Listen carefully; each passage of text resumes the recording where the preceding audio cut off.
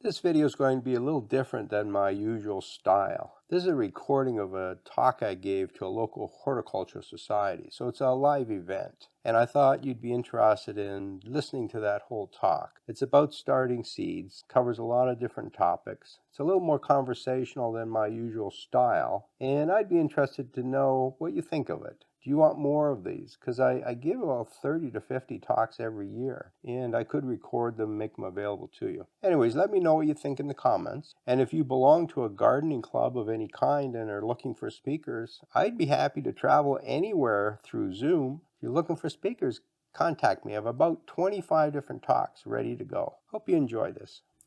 So tonight we're going to look at germinating seeds mostly, but I'm going to introduce it a little bit on how to collect seeds, what are some of the naming conventions around seeds, and then at the end we'll do a little bit on care of seedlings, depending on how the time goes here. So a little bit on collecting seed. How do you know seed's ready? Well, it's generally brown or black, it's dry, and it's easily released from the seed pod. And this can vary a lot. Sometimes these are done quite quickly, sometimes it takes a long time. The best thing to do is just go out there every few days and open a few up and have a look at them. But most of the time when it's brown or black, it's good to harvest. The other way to get seeds is from seed suppliers. I'm sure you know a bunch of those. Society exchanges is one that you may not be familiar with. And we have a really good group in Ontario. It's the Ontario Rock Garden and Hardy Plant Society. And they do a seed exchange every year. Now, this isn't the place where you get vegetable seeds, but if you're looking for odd ornamentals, trees and shrubs, that sort of thing, it's a great place. And you can get up to 60 different packs of seed. They have some like 2,000 every year. You do have to be a member to be part of that, but that's where I got a lot of my seeds. And I've germinated about 2,000 different species now. The other place is online exchanges, so various groups that are online, and then someone organizes it and people send in seeds and then they distribute it. And that's how I got started, and you get a lot of good seed that way. Most of those are easy germinators, which is good, and it's a great way to start your collection. This one company I will point out, it is a friend of mine. She runs Botany CA, and she's out of Waterloo, and she specializes in native seeds and unusual alpine seeds from Europe. So this is a great place to buy seed that you just can't get anywhere else. So now you've got some seed. What do you do with them? It doesn't really matter how you store them. If you're collecting vegetable seed in the fall and you're going to use them next spring, you don't even have to refrigerate them. They can just sit on the counter. They don't need to be cold. If you want to store these long term, then keeping them in the fridge is a good place to put them. Never put them in the freezer. A lot of seed is harmed that way, especially if it's not dried properly. But if you take the seed that's not dried and put it in the fridge, it'll be fine. The other thing that's important is the kind of container that you have. So never put seed into plastic. Okay, you want that seed to slowly dry over a period of time. The best thing for storing these is some sort of paper. Now, I know when you buy seeds from a commercial supply house, sometimes they come in these aluminum foil packs and so on. But these companies have gone out of their way to make sure that the seed is good and dry. And so they can do that. If you're collecting them yourself, they may not be dry, and it's always best just to put them into paper. So here's a bunch of types of seed, if you like, or names that we kind of throw around, and it's not always clear to people what these things mean. So I'm going to go through the list here. So the first one is heirloom. We talk a lot about heirloom seed, and lots of people think it's better seed than other types of seed. It might surprise you, but there is no definition for heirloom seeds. So a heirloom seed is just about anything you'd call heirloom. Some people go with a 40-year period. It has to be available for 40 years, and that makes it heirloom. Other people go 50 years. There's a lot of heirloom seed around that's not even 40 years old. There really is no definition. As a general definition, it's seed that has been handed down from person to person, is generally collected in the garden and saved and passed along that way. And we've been doing that for a number of years. And people think, well, that means that it's consistent, it's always the same. But that's not true either, because each time you collect seed, you are collecting a special variety of that seed. So when you go out and collect your tomato seed, you don't pick the tiny little tomato that's rotten. You pick the big one and you get your seed from that. So you are constantly selecting that seed. The other thing to understand is that heirloom seed that grows great tomatoes in Texas may be really useless here in Ontario. Open-pollinated refers to the way it was actually pollinated. Generally, that means that it's out in the field, it's out in your garden, and we let nature do its thing. You know, the bees and other pollinators are moving that pollen around, and we're not involved. That's what open-pollinated means. A hybrid is a term that's misused by gardeners.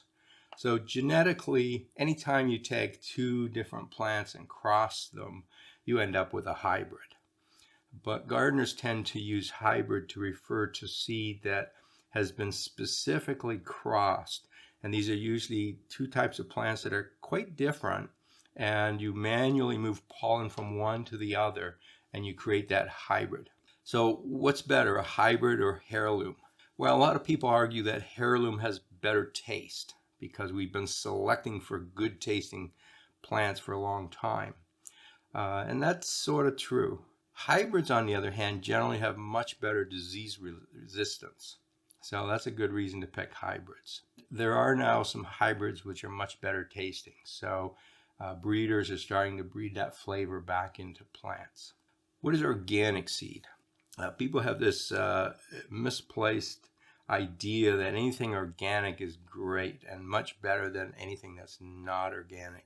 And for the most part, that's simply not true. And in seeds, it's a good example. The difference between an organic seed and a non-organic seed of the same variety, the same cultivar, is zero. As far as how the seed grows, as far as the plants it produces, the way it will work in your garden, makes no difference. The only benefit I can find for organic seed is that you're supporting an organic gardener and you like that way of life. And so you're supporting that person. From all other aspects, there's no difference. Now, GMO is something we always get a big kick out of, because you'll notice that all the magazines now say, well, we have non-GMO seed. Well, I have news for you. A gardener cannot buy GMO seed. The only way to buy GMO seed is if you're a farmer and you're buying a reasonable amount of this seed, and you typically have to sign a contract for it.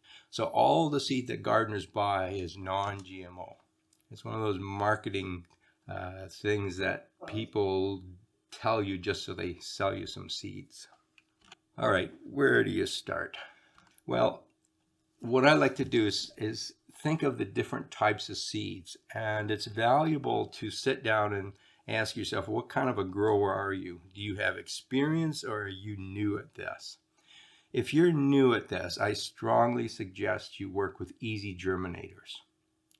As you gain experience, you can work with some of the others we'll talk about.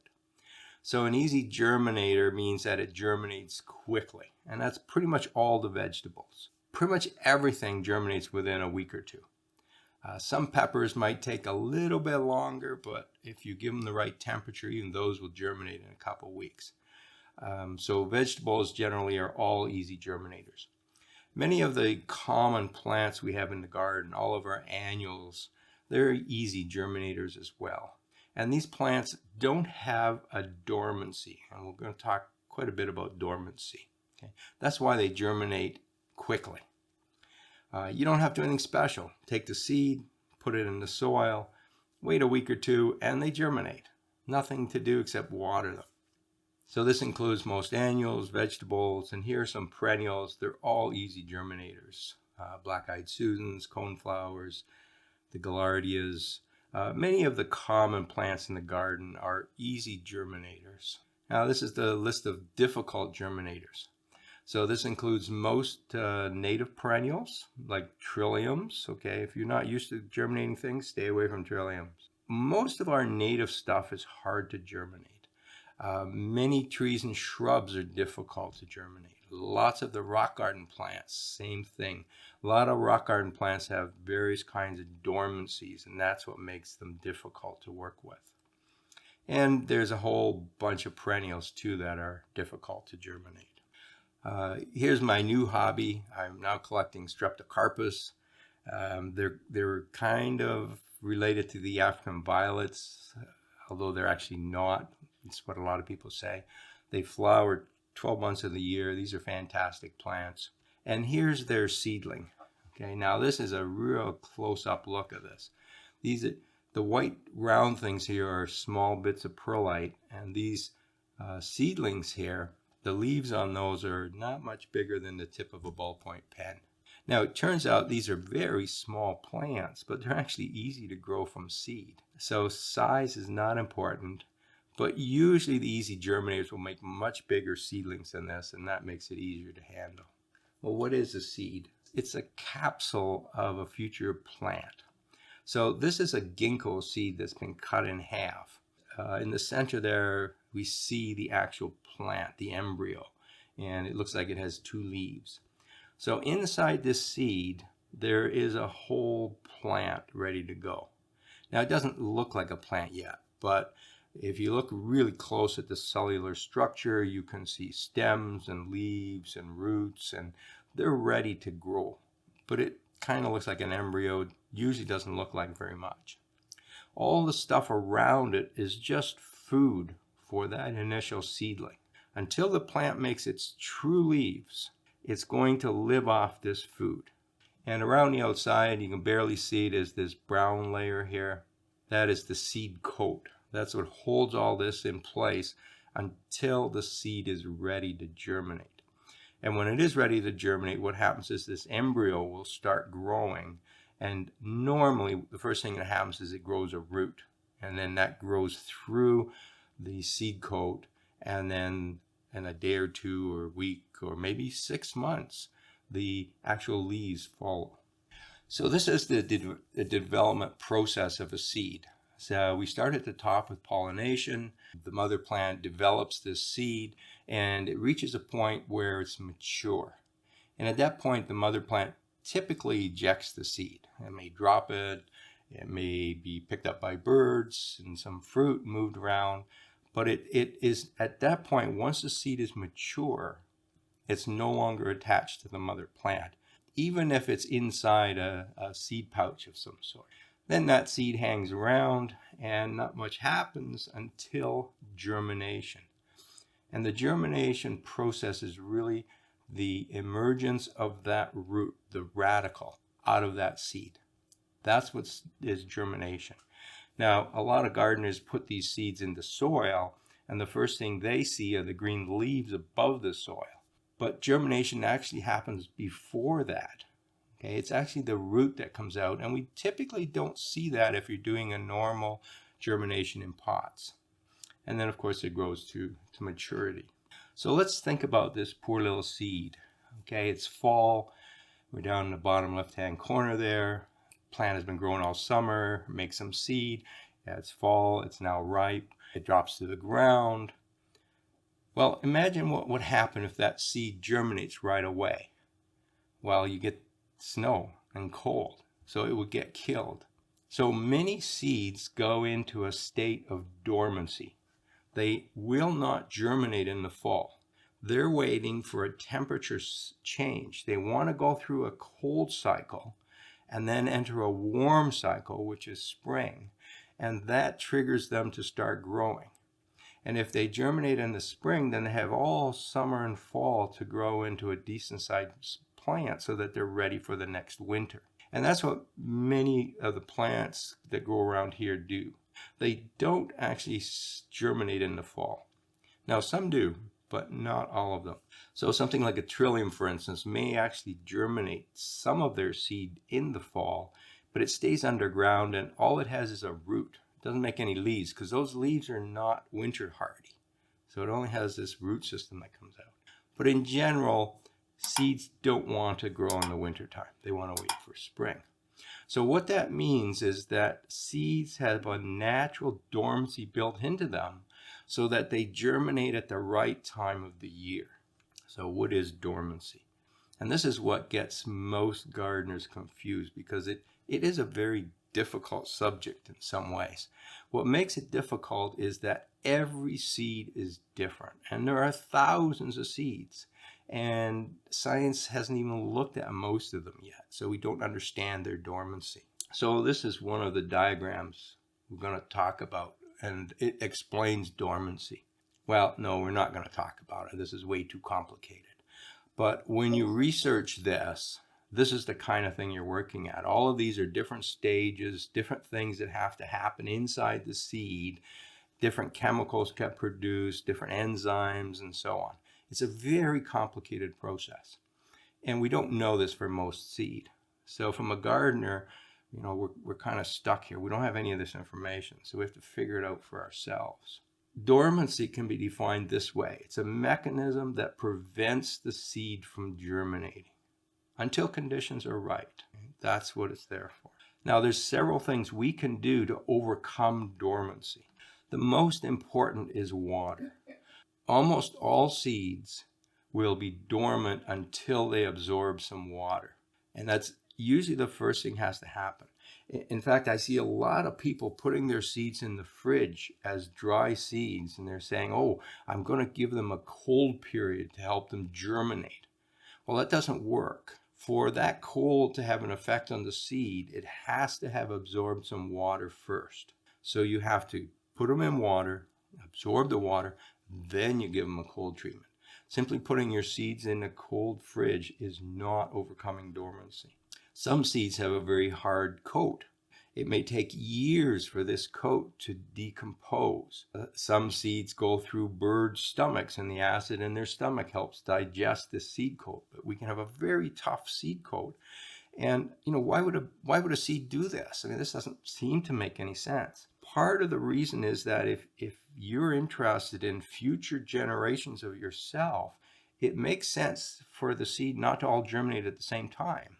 So some seed will take 2 years before that seed coat breaks apart, and other seed may take 6 years before that seed coat breaks apart. And that's good for its long-term longevity. It wants to have seedlings come up at different times. A lot of seed is developed inside fruits, and most of the fruit has chemical inhibitors that prevent germination. So if you collect this seed here and you leave it in the fruit itself prevents germination. So typically you have to wash that fruit off, get rid of those chemicals so that you can now start germinating your seed. Some seed has a very immature embryo. Now this is a peanut, and you can see the embryo very clearly. This one's fairly well developed. But some seeds, that embryo is so small it's not ready to grow yet. So the seed hangs around for a couple years until that embryo starts to grow and gets larger until it's ready to pop out of the seed. There's various requirements for light or dark. Most seed is not that fussy about light or dark. If it is a requirement, then they want light. There are very few seeds that need darkness to germinate. Most need light. Once you've planted your seed, if in doubt, give it some light. Changes in temperature are probably the most important thing to overcome dormancy. And we want the right temperature, and we want the right cycling. So warm, cold cycles. This picture, by the way, is a peony seedling. And it does weird things. It makes a root at room temperature, but it doesn't make the leaf until it gets cold. And it needs a cold cycle to make the leaf come out.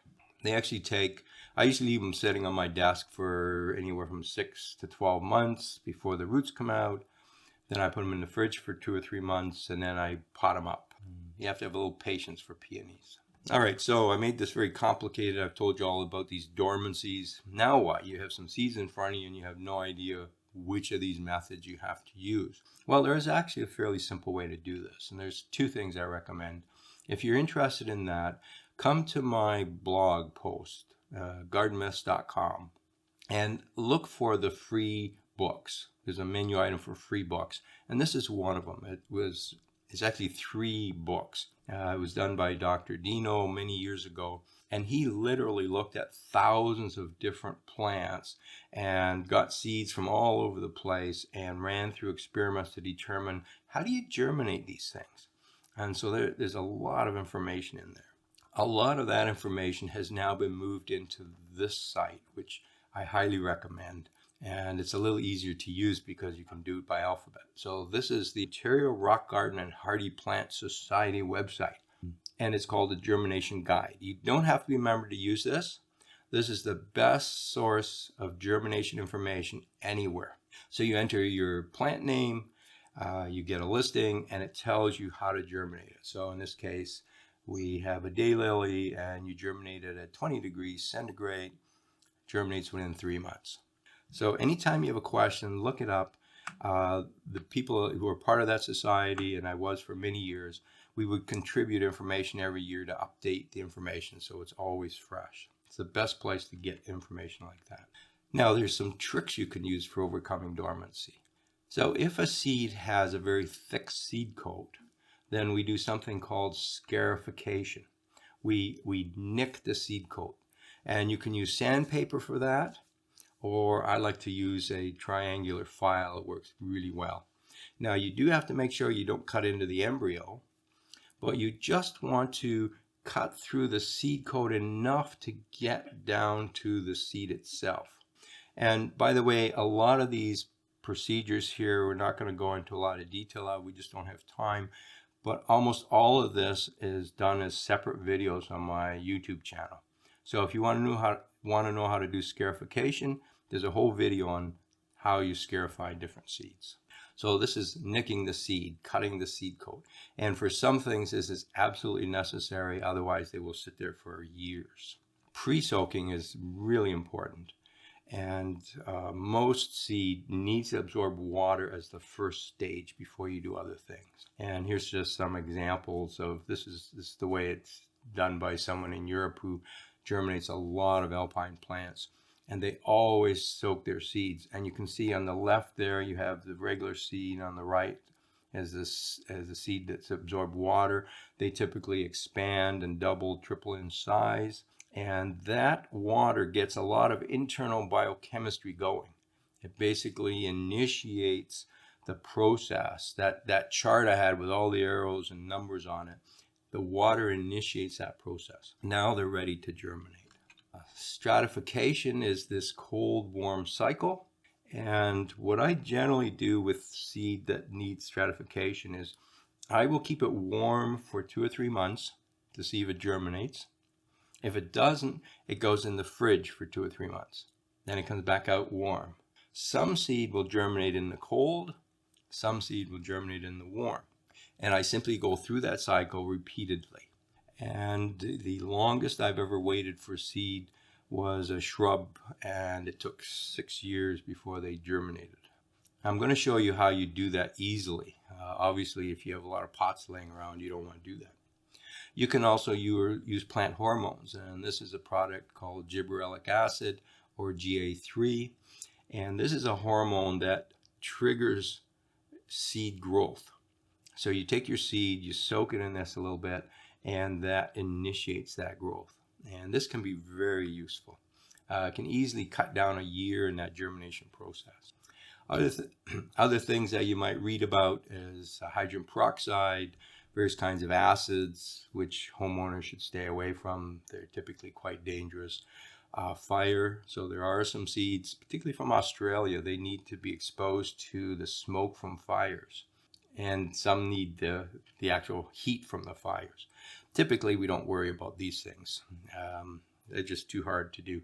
Peroxide is one of these things that a lot of people online say, oh, I use peroxide on everything. Peroxide does work sometimes. There's very little science to tell you when you should use peroxide. And if you use too much of it for too long of a period, you'll kill the seed. So I recommend you stay away from peroxide unless you're following someone's specific information and you trust that person. That's not someone on the internet who just happens to say, oh, I use peroxides. So now let's look at germination methods. So we've gotten the seed. We've gone through this process of getting the seed ready. We've scarified it or stratified it or whatever is required. We've given it some warm, cold cycles. But how do we actually handle the germination process? And we're going to look at 3 methods, 2 of which are, well, 4, I guess, 2 of which are kind of the same thing. Pot culture, which is what most of you will be doing, winter sowing, and there's still time to do that now. And my favorite, the baggy method, and my friend's favorite, the vermiculite method. So pot culture, it's real simple. You take a pot, you put some soil in it, you put your seeds in it, and you wait. People like this because for vegetables, it's pretty easy. Within a week, most things have germinated. The seedling is already in the pot, so it can start growing right away. And people are very comfortable with this. The reason I don't like it is it's really hard to give temperature cycles. How do you put this in the fridge for 3 months? If I had 20, 30 pots of soil in our fridge, I'd get kicked out of the house. So that's not really an option. So the alternative now is you have this pot, it didn't germinate, so now you have to keep it through the winter and hope it germinates next spring. That's too long. Not only that, but I can guarantee it will dry out during the summer and the seed will die. So pot culture works great for the easy germinators, things that germinate quickly. It's not a good process for the difficult germinators. Now, winter sowing works really well because a lot of the plants we have, a lot of the seed we have, needs a cold cycle and germinates in the spring. And winter sowing works great for that. And what you're going to do is you're going to go out tomorrow and you're going to get some pots and you're going to put them out in the garden and then you're going to forget about them. Wait till spring. It doesn't need lights, so you don't have to worry about scraggly little seedlings that aren't getting enough light. You don't even have to water this thing. You just leave it outside until springtime. Then you do have to keep an eye on the water. And you let nature take its course. It's going to cycle temperature. You're going to have some warm days, some cold days, some freezing days, and that's what the seed likes. It's a pretty easy system. Find yourself some old containers that are see-through or partially see-through, so these white milk jugs work really well. You cut them in half so you have a top and a bottom. Poke some holes in the bottom, put in some soil. And quite honestly, the crappier the soil, the better because it holds more moisture. So a clay type soil from the garden is ideal for this. But, a regular purchased soil will work too. You put your seed on top, you close it up, you put it outside, water it, forget it. So here's what it looks like later on once we have some snow. Here's someone who is very enthusiastic about their seeds. And then in spring, it kind of looks like this. So as things germinate, you take the lids off, expose them to a little more light. See, one of the great things about this method is right away, these seedlings are exposed to 100% sun. Right? You don't have to worry about getting them from inside the house, outside the house. You don't have to condition them.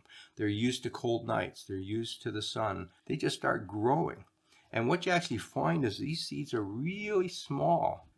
They're tough little seedlings. If you're used to big scraggly things, you're going to be a little disappointed. You go, oh, they're not growing right. But this is how they grow in nature. They are small seedlings. What we grow, and I'll show you some of them in a few minutes, they're just scraggly because they don't get enough light. So this grows really tough plants. And then once they're at this stage, you can split them up, pot them up, do whatever you want with them. Now, I like winter sowing, but all those containers were a bit too much, so I modified the method. I do it like this. So I have one big container and I do it in pots. But these are sitting outside in an unheated sunroom. So they get lots of light. They just germinate whenever they feel like it. Now, my favorite method is actually the baggy method. And I'm going to go through it fairly quickly. Again, I have a video on this. In fact, it's my most popular video. I think this is the best way to germinate seeds.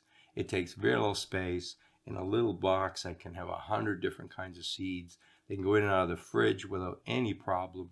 I can move them, some in, some out. I can do whatever I want with them. Basically, it's a baggie with a paper towel. You moisten the paper towel, you put the seeds in there, and you wait. Now, the trick with these is you turn them upside down so that the paper towel is on top of the seeds, not underneath. And some people fold up the paper towel, but then the roots grow into the paper towel, and then you have a problem. Now, what you see here is seeds that were left far too long in here. I just did that so it's more visual. You want to pull these out as soon as you start seeing the radicle, and then you pot them up. Now, the disadvantage of this is that you do have to pot them up. So it's kind of a two-step process. We germinate and then we pot them up. But the nice thing is that each one of these can now go into its own pot, and you have one seedling in that pot. And so for rare seeds where you may only have 4 or 5 seeds, that works really great. Now, my friend does essentially the same thing, except instead of the paper towel, she likes using vermiculite. She loves this. I've tried it. I just find the vermiculite is too wet, too dry, just can't get it working right. But she loves it. So it certainly works. And this is one of her bags. I also don't like it for small seed because I can't see anything. So it's really hard to find them in here. But either method works. So now let's talk about double dormancy. This is an interesting subject that, in fact, I got an email today from someone out west who read one of my articles about the double dormancy of trilliums, and he was saying, I've never seen this in trilliums, and all the western trilliums don't do that. And so I had to find an article for him that basically says, yes, the western trilliums do have double dormancy. What a trillium does is the seed falls to the ground, and most of that seed doesn't do anything in the fall. It just sits in the cold till the spring, and then it only grows a root. Right, so next spring you have the root, but no leaves, and it sits like that all summer long. It doesn't make the leaf until after the second cold period. So it appears as if it takes 2 years to germinate these trilliums, and that's what we call a double dormancy. It needs one cold cycle to make a root, and then a second cold cycle to make the leaves. I don't really buy into the double dormancy because it actually germinates after 1 year, because germination is really the generation of that root. The problem is gardeners put these seeds in the soil, and so they don't see anything until the leaves come, and that happens in the second year. This is the peony seedling again, and this one is somewhat similar, but it does it kind of the opposite way. So for peony seeds, take them and put them on your desk. They want to be warm. And they're slow, but after a few months, they will make a root, but they will not make the leaf until they go through a cold period. So what I do is I leave them on my desk. I wait until that root is 3 or 4 inches long, make some side branches. Then I put it in the fridge for a couple months. And by then the leaf is usually coming out inside the fridge, and then you pot them up. Oh, and by the way, from this stage to flower is about 5 years on most peonies. Another one is the podophyllum. This one's kind of interesting. It takes 2 to 3 years to see the first true leaf of this plant, if you did it in a normal way where you put it into a pot. But if you use this hormone, the GA3, you can take that 2 to 3 year period and shrink it down into an 8-week period. And you can do it all warm. Now, I don't want to scare you off. These are some of the weird guys, okay? There are literally thousands of seeds you can germinate, which isn't nearly so complicated. And this, by the way, is our Podophyllum exandrum, which is an Asian mayflower. All right, so we have germination, and these are Streptocarpus again, but it really doesn't matter what the seedling is. We've grown them. We have some small seedlings. What do you do then? I find that they do well in a pot like this when they're small. But once they get to a certain size, they get too crowded. Once the light is shading some of the leaves, they slow down in their growth. So let them grow like this in a community pot until they are started to shade by their neighbors, and then just split them up and move them into separate pots. And sometimes I take these, and if they're really small, I'll move 2 or 3 into a pot. But I separate them so that they get good light. If they're larger seedlings, 1 per pot. This is one of the biggest problems with seedlings, and we get these leggy things. And a leggy thing is this long stem with the leaf on top. How do you solve this problem? There are some videos out there that have ways to solve this, and I don't believe them, except maybe for tomatoes. Tomatoes are kind of unique. Tomatoes will make roots anywhere along that stem. So if this is your tomato seedling, you can take it and bury it deeper in the soil, and it will make roots along that stem, and now you have a shorter plant. Most other plants won't do that. In fact, if you bury them too deep, the stem will just rot. The trick here is don't get to this stage. Okay, if you see things like this, they're not getting enough light. Seedlings need a fair amount of light, And growing them on a windowsill sort of works if they're getting lots of light, but it's not an ideal place to grow them. Under lights works much better. If all you have is a windowsill, you can grow them, but try and get them outside as soon as you can. So I've written a number of books. My first two were garden myths, and then I came out with a series of books called Soil Science for Gardeners, Plant Science for Gardeners, and almost released, it's still not available on Amazon, although I have my copies, Compost Science for Gardeners. And then also a book on building natural ponds. And if you're interested in any of those, they're all available through Amazon.